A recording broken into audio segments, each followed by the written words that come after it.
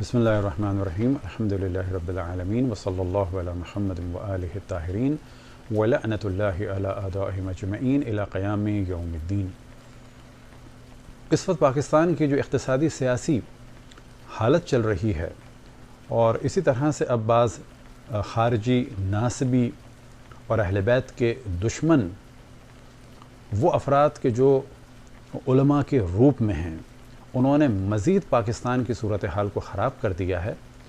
اور یہ ذہن میں رہے کہ ابھی جو ایک پریس کانفرنس ہوئی وفاق العلماء مدارس اہل سنت کی جانب سے کہ جنہوں نے اپنے اوپر بڑا ظلم کیا ہے بعض باتیں کر کے، کہ وہ ہم خود بیان کر دیتے ہیں بعد میں، لیکن سب سے پہلے ذہن میں رہے کہ انہوں نے چند اعتراضات کیے، جن میں سے ایک اعتراض یہ تھا کسی ملک کی جانب سے، اور اشارہ تھا ایران کی جانب سے۔ تو یاد رکھیں کہ ایران اگر داخل ہوا شام میں تو حضرت زینب سلام اللہ علیہا کے روضے کو بچانے کے لیے داخل ہوا، اگر حزب اللہ داخل ہوئی تو حضرت زینب سلام اللہ علیہا کے روضے کو بچانے کے لیے داخل ہوئی۔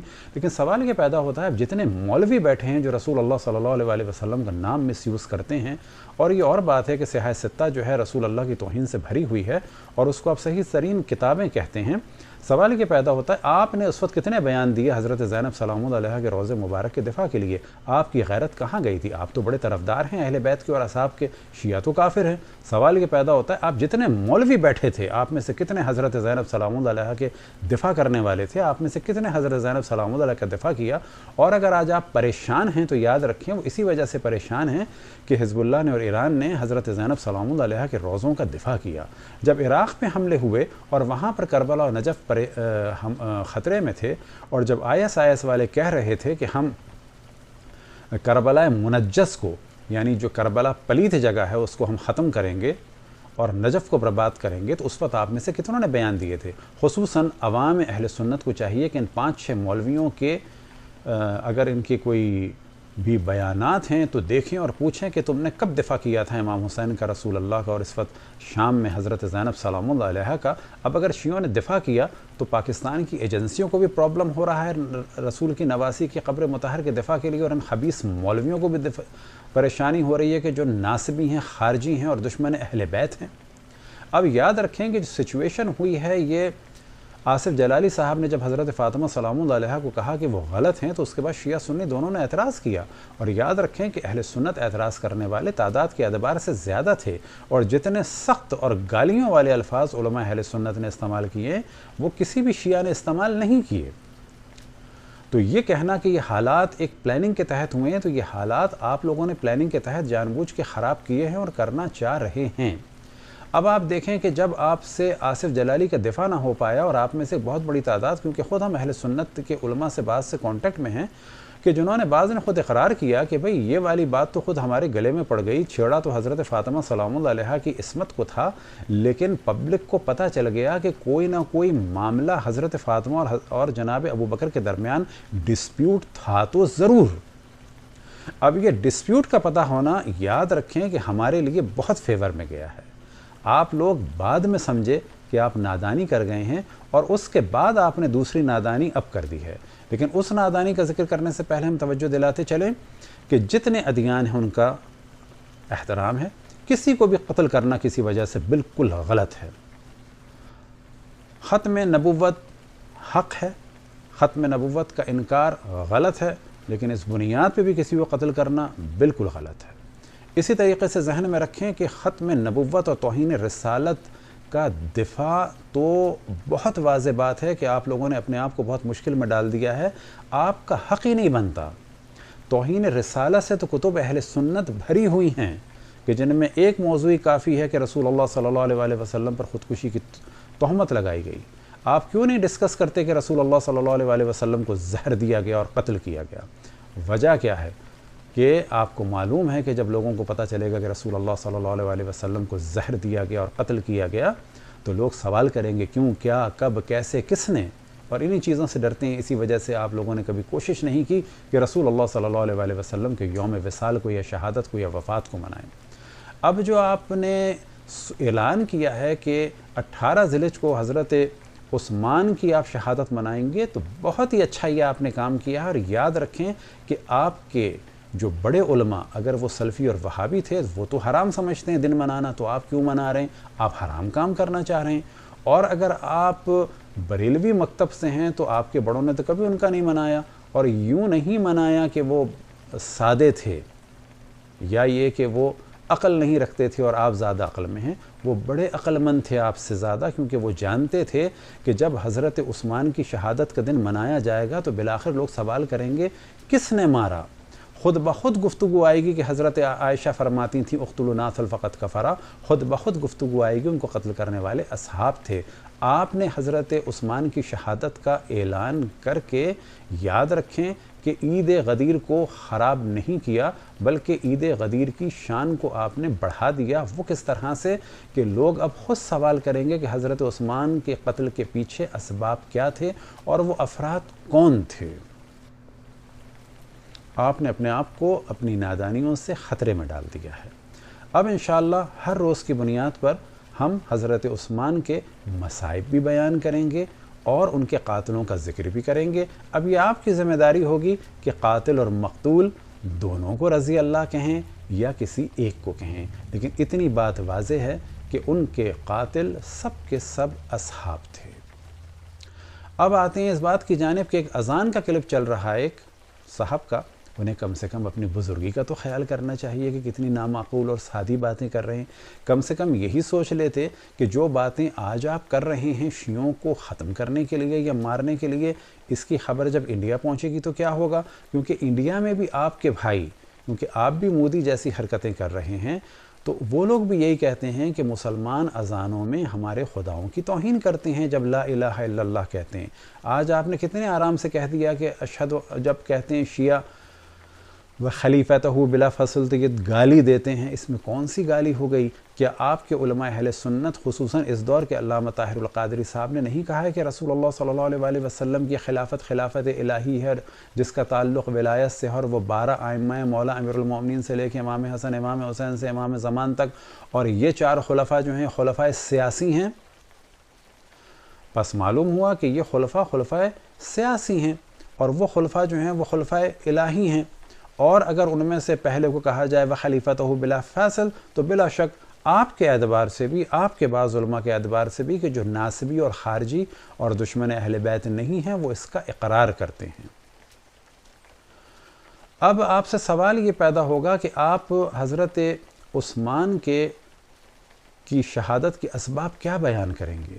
وہ جو آپ بیان کریں گے سو کریں گے. فی الحال آپ کو ہم ایک حوالہ دے دیتے ہیں، تاریخ طبری کا ہے، جلد نمبر 3 ہے، نفیس اکیڈمی کا ہے، صفحہ نمبر 59 اور 60 ہے کہ جب حضرت عائشہ، یاد رکھیں کہ مدینہ سے نکل رہی تھیں، اس وقت کا حوالہ بھی آپ کو ہم بعد میں دیں گے تاریخ دمشق کا، کہ جب مروان نے آ کے کہا کہ ام المومنین آپ نہ جائیں کیونکہ حضرت عثمان اس وقت محاصرے میں، ان کی جان خطرے میں ہے، اور جب انہوں نے کہا کہ میں جاؤں گی تو اس وقت مروان نے حضرت عائشہ پر ایک اعتراض کیا اور ایک شعر پڑھا کہ جس کا عنوان یہ تھا کہ شہر کو آگ لگا کے آپ نکل رہی ہیں.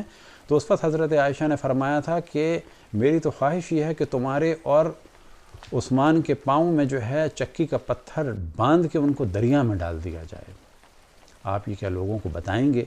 لیکن فی الحال ایک حوالہ آپ کی خدمت میں موجود ہے، وہ یہ کہ جس وقت آپ مکے میں تھیں اور آپ نے ارادہ کیا مدینہ جانے کا، تو راستے میں عبد ابی سلمہ ملے اور ان سے ان کی گفتگو ہوئی، اور حضرت عائشہ نے سوال کیا کہ اس وقت مدینہ کے کیا حالات ہیں.